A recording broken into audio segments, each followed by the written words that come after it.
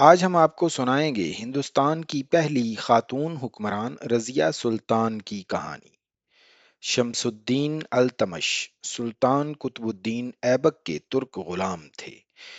ان کی ہونہاری اور صلاحیتوں کو دیکھتے ہوئے قطب الدین نے انہیں پہلے اپنا داماد پھر بہار کا صوبیدار بنایا۔ 1211 میں التمش نے قطب الدین کے بیٹے آرام شاہ کو تخت سے اتار دیا اور خود بادشاہ بن گئے۔ انہوں نے تقریباً 35 سال حکومت کی۔ رضیہ سلطانہ انہی کی بیٹی تھی۔ رضیہ سلطانہ 1205 میں پیدا ہوئی۔ ان کے 8 بھائی تھے لیکن والد کے سب سے زیادہ قریب وہی تھیں، کیونکہ ان کے زیادہ تر بھائی ریاست چلانے کی صلاحیت نہیں رکھتے تھے۔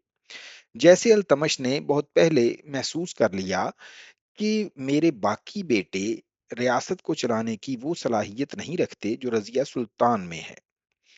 رضیہ سلطان رنگ و روپ کے علاوہ ہر اس ہنر سے آشنا تھیں جو حکمران بننے کے لیے ضروری ہوا کرتا ہے۔ یہی وجہ تھی کہ التمش نے ان کی پرورش انہی خطوط پر کی۔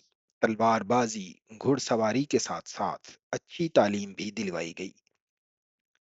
التمش نے انہیں اپنا جانشین مقرر کیا تو خاندان ہی نہیں پورے ملک میں چہمگوئیاں شروع ہو گئیں۔ عورت حکمران کیسے ہو سکتی ہے؟ التمش کے انتقال کے بعد وصیت پر عمل نہیں کیا گیا اور رضیہ کے بھائی رکن الدین نے تخت پر قبضہ کر لیا۔ سب کا خیال تھا رضیہ عام خاتون کی طرح رو دھو کر چپ کر جائیں گی، مگر وہ عام نہیں تھی۔ اس لیے سلطنت دہلی کے خاندان غلامہ کے بادشاہ شمس الدین التمش، جنہوں نے اسے اپنا جانشین بنایا اور کئی بیٹوں پر ترجیح دیتے ہوئے رضیہ کو اپنا جانشین قرار دیا تھا، ان کے انتقال کے بعد جب رضیہ سلطان کے بھائی نے تخت پر قبضہ کر لیا اور 7 ماہ تخت پر حکومت کی، لیکن رضیہ سلطان نے دہلی کے لوگوں کی مدد سے 1236 میں بھائی کو شکست دے دی اور تخت حاصل کر لیا۔ کہا جاتا ہے تخت سنبھالنے کے بعد انہوں نے زنانہ لباس پہننا چھوڑ دیا اور مردانہ لباس زیب تن کر کے دربار اور میدان جنگ میں شریک ہوا کرتی تھیں۔ رضیہ کے مخالفین نے جب دیکھا کہ دہلی کے عوام رضیہ کے جانثار ہیں تو انہوں نے دیگر علاقوں میں سازشوں کے ذریعے بغاوتیں پھیلائیں۔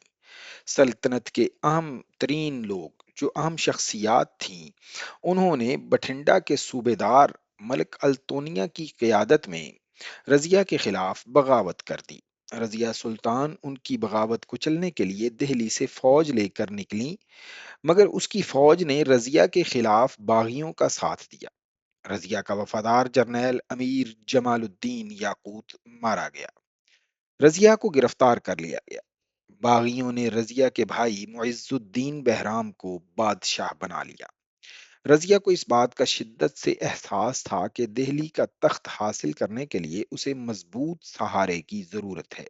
اس لیے رضیہ نے بٹھنڈا کے گورنر ملک التونیا سے شادی کر لی تاکہ تخت دوبارہ حاصل کرنے کی کوشش کی جائے، لیکن جنگ میں انہیں شکست ہوئی۔ رضیہ اپنے شوہر کے ہمراہ جان بچانے کے لیے کیتھل یا کرنال کی طرف چلی گئی، جہاں ڈاکوؤں کے ہاتھوں دونوں میاں بیوی مارے گئے۔ سلطان بہرام شاہ کے سپاہی جو ان کی تلاش میں تھے ان کی لاشوں کو پہچان کر دہلی لے آئے۔ انہیں پرانی دہلی میں سپرد خاک کیا گیا۔ سر سید احمد خان کی کتاب آثار الصنادید کے مطابق دہلی کے ترکمانی دروازے کے اندر محلہ بلبلی خانہ میں 2 قبریں ہیں۔ ان قبروں کو رجی سجی کی درگاہ کہا جاتا ہے۔ یہ قبریں رضیہ سلطان اور ان کی بہن شازیہ کی ہیں۔ ان پر کسی قسم کی کوئی تختی نہیں۔ یہاں پر ہر جمعرات کو ہر مذہب کے لوگ جمع ہوتے ہیں، قبروں پر چراغاں کیا جاتا ہے اور لوگ منتیں مانگتے ہیں۔ واضح رہے کہ رضیہ اپنے لیے سلطانہ کا لقب پسند نہیں کرتی تھیں، کیونکہ ان کا مطلب ہے کہ سلطان کی بیوی، یعنی کہ سلطانہ کا مطلب بنتا ہے سلطان کی بیوی، بلکہ وہ اس کی جگہ خود کو سلطان کہلوانا پسند کرتی تھی، نہ کہ سلطانہ۔